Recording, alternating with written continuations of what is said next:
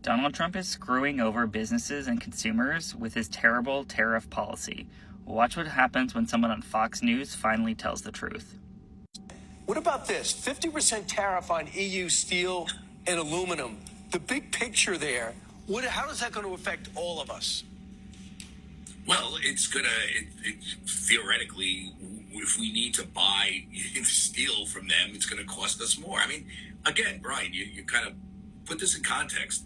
Every penny we get from them is being passed to the U.S. consumer. So remember that. Not necessarily, right? It's got to be the choice. Yes, necessarily. You can get it because if the company buys it, they can decide some companies will eat it for now, and they but have at some point, so far. But remember, companies don't report to the president; they report to shareholders, and they have a fiduciary responsibility for profit margins.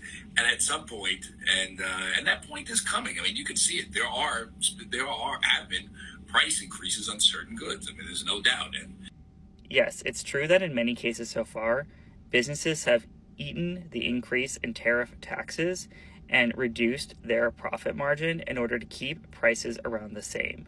So you can see while on the left we have an average of 17 to 18% average tariff, the change in import prices so far that people are paying at the end of the day for finished goods has only gone up 2 to 3%. This, however, is about to change for two main reasons. One, many businesses ordered a ton of inventory before tariffs went into effect. So they had months of inventory to eat through before having to import more goods at a higher cost.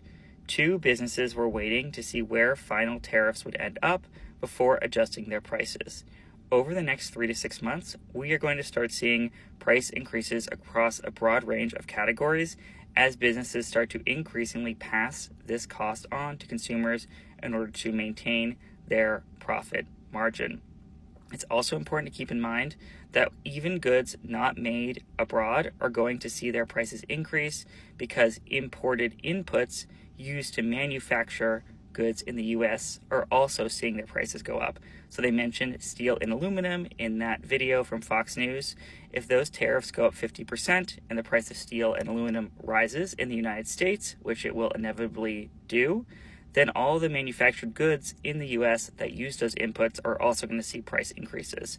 So tariffs not only hurt companies importing to the US, they also hurt US manufacturers because no one can source all of their inputs just from the United States.